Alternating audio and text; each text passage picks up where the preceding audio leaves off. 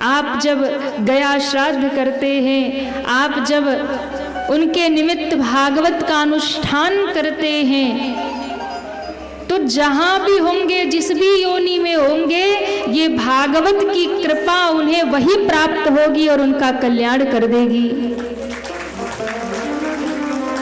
जैसे ही कथा शुरू हुई हरिद्वार से, और कृपा भागवत जी की पहुंच गई वृंदावन में। ज्ञान वैराग्य उठ करके खड़े हो गए और भक्ति महारानी मधुर कीर्तन गाती हुई प्रकट हो गई। पीछे से आवाज आ रही है, श्री कृष्ण गोविंद हरे मुरारी, हे नाथ नारायण वासुदेवाय। कृष्ण गोविंद हरे मुरारी, हे नाथ नारायण वासुदेवाय। हे नाथ नारायण वासुदेवाय। हे नाथ नारायण वासुदेवाय। पितु मातु स्वामी सखा हमारे, सब गाइए। सखा हमारे, पितु मातु स्वामी सखा हमारे, तुम्हारे स्वामी सखा हमारे। हे नाथ नारायण वासुदेवाय। हे नाथ नारायण वासुदेवाय। श्री कृष्ण गोविंद हरे मुरारी, हे नाथ नारायण वासुदेवाय। श्री कृष्ण गोविंद हरे मुरारी, हे नाथ नारायण वासुदेवाय। हे नाथ नारायण वासुदेवाय। हे नाथ नारायण वासुदेवाय। भक्ति महारानी गा रही हैं, हे नाथ नारायण वासुदेवाय। वासुदेवाय। हे नाथ नारायण वासुदेवाय। श्री कृष्ण गोविंद हे नाथ।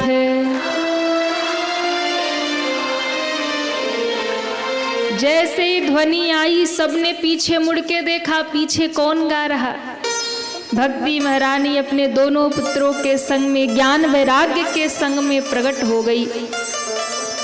बड़ा स्वागत किया नारद जी ने। नारद जी से कहा, महाराज इस कथा के यजमान आप ही हो? बोले हाँ। तो जो यजमान होते ना, उनको सब व्यवस्था करनी पड़ती है। सब आएंगे तो कहाँ बैठेंगे, कौन कहाँ विराजेगा, सबकी व्यवस्था। तो बताइए हम कहाँ विराजें, हम कहाँ बैठे? कहा, भक्ति महारानी को, देवी आप तो भक्तों को भगवान से मिलाने वाली हैं, इसलिए आपको आसन कौन सा चाहिए? कमल आसन, कुश का आसन, स्वर्ण का आसन, आप इन सब आसन पर मत बैठिए। भक्ति महारानी ने कहा, कहाँ विराजूं? तो कहा कि जितने भी भक्त आकर भगवान की कथा में विराजते हैं, हे भक्ति आप उन सबके हृदय रूपी आसन पर विराजमान हो जाओ। जब आप कथा में आकर बैठते हैं ना, तो ये कथा आपको तैयार कर देती है, आपके हृदय को तैयार कर देती है भगवान को हृदय में बुलाने के लिए। क्यों? भगवान हृदय में तब ही आएंगे जब आपका हृदय निर्मल होगा, और हृदय निर्मल तब होगा जब आपके हृदय में भक्ति आएंगी। जब तक हृदय निर्मल नहीं होगा, हृदय में भक्ति नहीं आएंगी, तब तक भगवान आने वाले नहीं है।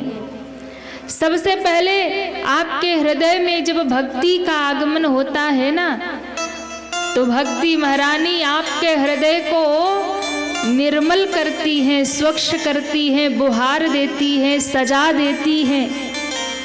भगवान के आगमन के लिए आपके हृदय को तैयार करती हैं। तब आपके हृदय में भगवान पधारते हैं, विराजते हैं। और भक्ति जिसके हृदय में नहीं होगी, भगवान आने की बात तो दूर है, कभी मुड़ के देखेंगे भी नहीं,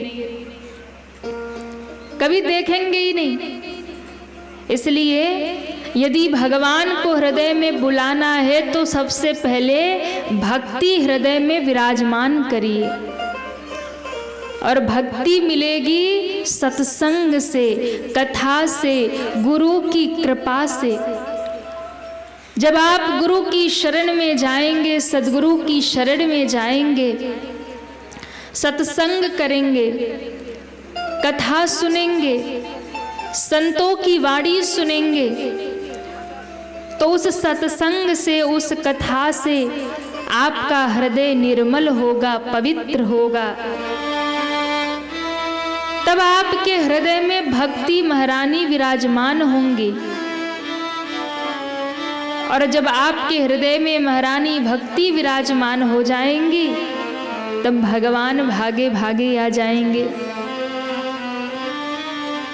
तो जब भक्ति सबके हृदय में बैठ गई, सबने भाव से कीर्तन किया, और कहते हैं जब भक्ति के साथ में भगवान को पुकारा, तो उसी समय उस सभा के मध्य में चतुर्भुज नारायण भगवान प्रकट हो गए।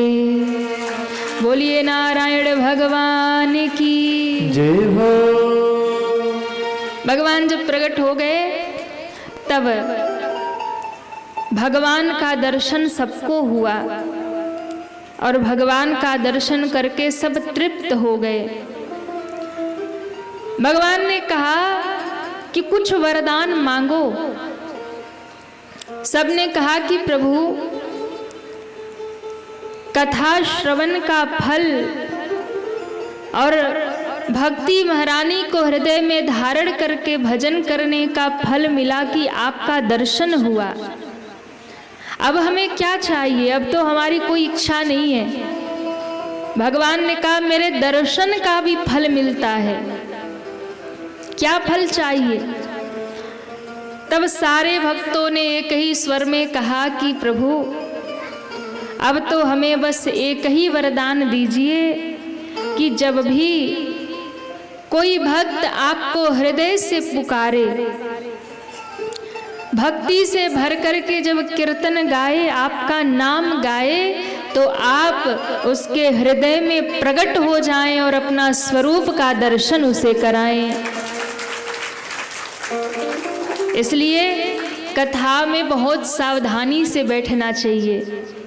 आपको भगवान का अनुभव होगा, भगवान का दर्शन होगा, पर भाव से सुनेंगे तब होगा। जाकी रही भावना जैसी, प्रभु मूरत देखी तैसे। आप जैसी भावना करके इस कथा में बैठोगे, वैसा ही फल आपको प्राप्त हो जाएगा।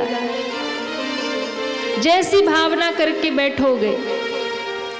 इसलिए कथा में जब भी बैठिए, अच्छा संकल्प लेकर, अच्छी भावना के साथ बैठिए। जो भी भाव लेकर बैठोगे, जो मनोकामना लेकर बैठोगे, वो ठाकुर जी पूर्ण करेंगे, अवश्य करेंगे। लेकिन भावना अच्छी होनी चाहिए।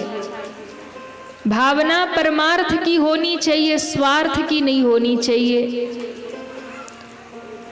और आप अनुभव करिए, जब श्रद्धा से आप कथा सुनेंगे, भक्ति से भर के प्रेम से कथा सुनेंगे, कथा सुनते सुनते आपको बीच बीच में अवश्य अनुभव होगा, भगवान की छवि आपको दिखाई पड़ेगी। जब भगवान की लीला में डूबेंगे तो आपको ऐसा लगेगा वो सारी लीला मेरे सामने चल रही है, वो भगवान का स्वरूप मेरे सामने प्रकट हो रहा। और कदाचित कभी कथा सुनते सुनते आपके आंखों में अश्रु आ जाए, कभी कथा सुनते सुनते आपका हृदय भर आए, आपका मन प्रसन्नता से भर जाए। कभी कभी होता है जब आपकी रोमावलियां खड़ी हो जाए, समझ लेना ठाकुर जी आसपास से ही गुजर रहे हैं। कभी आप पूजा करने बैठो और आपको भाव आने लगे, आंखों में अश्रु आने लगे, हृदय भरने लग जाए, समझ लीजिए कि भगवान ने आपकी पूजा स्वीकार कर ली। ये संकेत है भक्ति का। तो भगवान उन सबके हृदय में प्रकट हो जाते हैं, दर्शन देते हैं, जो भक्ति पूर्वक कथा में कीर्तन में आकर के बैठ जाते हैं। और ध्यान दीजिएगा, ये कथा संत महात्मा ये चलते फिरते तीर्थ हैं। जिस भूमि में कथा शुरू हो जाती है, जिस भूमि में सत्संग होने लगता है, वो भूमि साधारण नहीं रहती है, फिर वही भूमि तीर्थ बन जाती है। क्यों? जब कथा शुरू होती है तो सारे तीर्थ वही आ जाते हैं।